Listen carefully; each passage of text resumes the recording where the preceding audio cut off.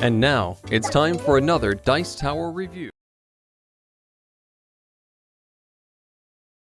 Hey everyone, it's Ryan Metzler here again, and today we're going to be taking a preview look at a Kickstarter game. We're going to take a look at Fleet, which is a game for 2 to 4 players, which plays in probably a half an hour to an hour, and is a game about owning a fishing company. Each player is going to play a person who owns a fishing company and is trying to earn victory points by getting different types of licenses to fish for different fish, putting different boats out there, and fishing those fish, converting them into those victory points. The game is kind of a hand management and multiple card use game, and is currently up on Kickstarter for funding. So why don't we take a look at what you're going to get with Fleet. It'll be prototype components, not final quality components, but we'll take a look at what I have so far. We'll take a look at how the game plays, and then I'll come back here and I'll sum it all up with some thoughts. So here you can see the components of a prototype copy of Fleet, and you're going to see that this is a mostly card-driven game. There's a lot of different cards. The first thing we're going to have is this deck of cards with the Fleet symbol on the back, and these are going to be the cards that you're going to use for everything in the game, but they're primarily going to be 6 different types of fishing vessels. I'll go over those shortly, but know that you're going to be using these for most things in the game. You're also going to have a whole bunch of cubes, and depending on the number of players, there'll be a set number of cubes in the game, but for a 4-player game, all of them are used, and these are going to be fish that you can get during the game, and that you can process in order to use for different things like getting money or drawing cards through some special actions. You're also going to have some turn order summary cards that are just going to show you how to play the game. You're going to have these larger cards, which are called licenses, and these are going to be things that you'll buy throughout the game in auctions in order to try and get specific benefits and the right to put out certain types of boats. Going over these in a moment. Each player is going to have a hand, and these are just these 6 different types of boats that are in the game. So we have COD and the general layout of cards. At the top left, you're going to have the cost to play the boat card. At the top right, you're going to have the victory point value of each card.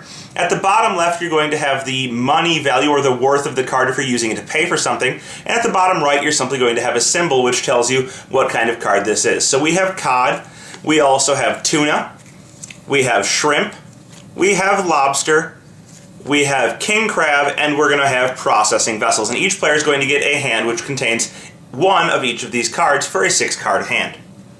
Finally, you're going to have a start player marker, and this will not be the final start player marker, but this is just something to denote who's the start player, and we'll go around the table during all of the rounds. Now, in the game, you're going to be trying to buy licenses and auctions in order to play different types of ships, in order to get different types of fish, in order to earn victory points. And the licenses are as follows, so let me go over all of them.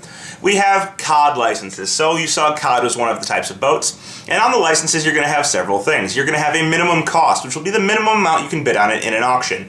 You're going to have a VP value, and then you're going to have the benefits of this card. Now, 1, it's going to let you play COD ships out there so that you can fish for COD. But 2, for owning these licenses, you're going to get a game benefit that's going to change gameplay.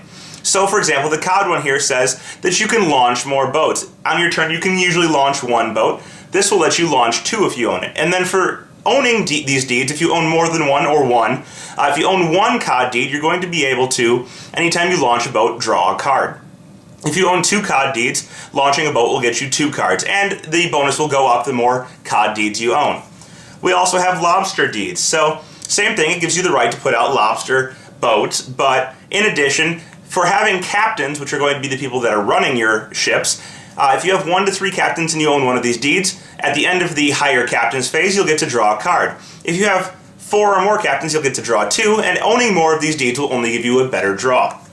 The tuna deed, in addition to letting you play tuna cards, is going to let you keep more cards when you draw them at the end of the turn. So usually you're going to draw 2 cards and only keep 1, but if you own this deed, you get to draw 2 and keep both. And if you own multiple deeds, you'll get to draw a different amount and keep some or all of them. Shrimp deeds are going to give you a discount on buying things in addition to letting you play shrimp boats. So anytime you pay for something in an auction or when you launch a boat, you're going to pay less money based on how many of these deeds you have. And then you have processing vessel deeds. Processing vessel deeds are going to let you first process fish and fish for fish, but additionally, when you have processed fish, you can actually discard some of them or give away a processed fish in order to draw cards, and the more of these deeds you have, the more you'll be able to draw. The King Crab cards are going to give you VP bonuses based on certain things at the end of the game. So for example, this one here is going to give you 1 point for each captain you have at the end of the game, while other ones will give you additional points for different things. Finally, there are going to be deeds for the Fisherman's Pub. And these, while giving you no other benefit, give you a certain amount of VP at the end of the game, in this case 10. Each game is going to be divided into several rounds, and the rounds are going to have different phases. The first phase of each round is going to be an auction phase, and what you're going to do is you're going to reveal a number of these licenses equal to the number of players that you have in the game. So in this case, let's say 4. And I would reveal 4 of these licenses, putting them out onto the table and allowing people to bid on them. And the first player is going to have the first bid. And they would choose one of these 4 licenses that they would like to buy, or maybe one that they would like to put up for auction and maybe not buy, and they would bid the minimum bid on it at least. So minimum bid is here. They might have to pay 5. They'll say, I bid 5 on this. And it's going to go around in table order, player orders around the table, until everybody decides that they either don't want to bid or that one person is the high bidder and they're going to pay for the card. And the way they're going to pay for these licenses is by discarding cards from their hand. So they have that 6-card hand at the beginning of the game, and you're going to see that each of them has coins on it. So this card is worth 2. So let's say the person bid 5. They would have to discard a combination of cards with 5 of these coins on them. So they could discard this one, and, or here, let's say they discard these 2. And they want to buy the tuna vessel. Well, they probably wouldn't want to discard their tuna, so they'll discard the shrimp, the lobster, and a king crab card in order to pay for this. That's 5. And they get the tuna. So everybody else would have a chance to buy a license by auction. They can either choose to or not to. And then you're going to go on. So when you buy one of these, it's going to go in front of you. So now let's say this is our player area. We've spent our 3 cards in order to buy it, and now we have 3 cards left in our hand. After the auction phase, you're going to move on to what is called the launching phase. And when you launch boats, you're going to be using the cards from your hand again in order to try and put boats out. But you can only launch boats for different types of licenses that you own. So in this case, I only own a tuna license. I can only launch tuna boats. And you'll see the cost to launch a boat, again, is in the top left-hand corner. So it's going to cost me 1 money to launch this boat.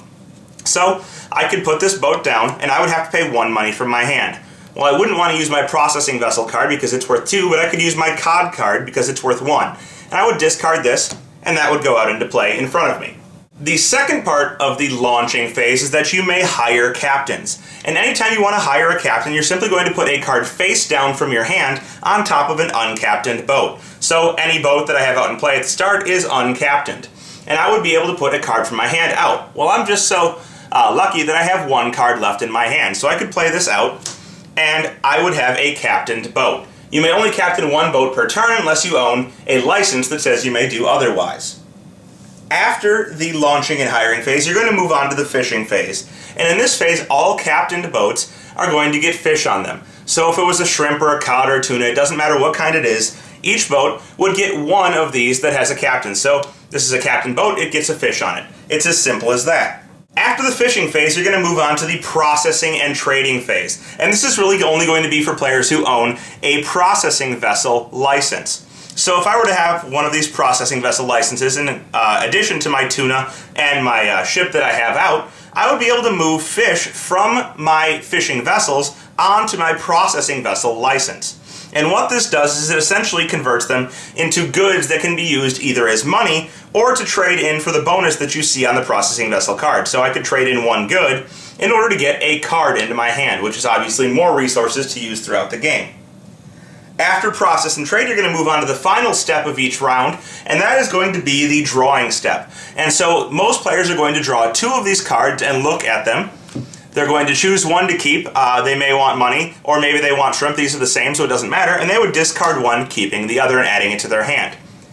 Now, we would now start a new round, and we would move on away from our player area. I would reveal 4 more of these deeds, or up to 4 if some weren't purchased the last time. And players would begin bidding on the licenses or deeds, whatever you want to call them, again with a new round.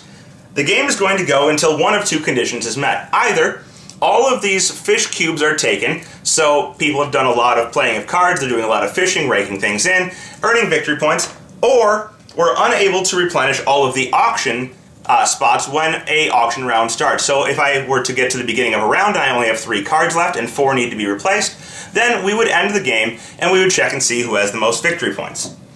Victory points are going to be awarded for the VP values of all of your ships that you have in play at the top right-hand corner, all of your licenses that you have in play, for each crate of fish that you have on a fishing vessel, and for any bonus VPs, for example, the Fisherman's Pub, or from those king crab licenses for different benefits that they might grant. Whoever has the most victory points after you tally all of those up is going to be the winner. So there you have Fleet. Now, as you can tell, this is definitely a hand management style of game. You have that starting hand of 6 cards, and you're going to be using those cards to do everything. They're going to be your money, they're going to be your ships, they're going to be your captains, they're going to be everything that you use throughout the game. So I definitely really like the aspect of using cards for multiple functions. It has that race for the galaxy type of feel, while being a simpler but still strategic type of game. So that's definitely a plus. I also like the theme. You don't see too many fishing-themed games out there, so using a theme that isn't, extensively used, that isn't a cliched or played-out theme, definitely a plus for me. So the game offers, although simple, a decent amount of strategy and is going to force you to make decisions, which is a interesting aspect of it. So you start with those 6 cards in your hand, and although you have all those 6 cards, there's very limiting choices you can do on your first turn and throughout the game. So you have 6 cards, but do you want to spend your money on acquiring a license on your first turn, or are you going to want to try and save up money? Maybe you want to acquire a license and launch a boat, but you're not able to captain that boat because you're out of cards. So now you can't get fish. So you're going to have to pick and choose what you would like to do throughout the game in order to optimally earn victory points. So if you think this is an interesting game for you, I know I enjoyed my plays, check it out on Kickstarter, make a pledge, and get the game for yourself.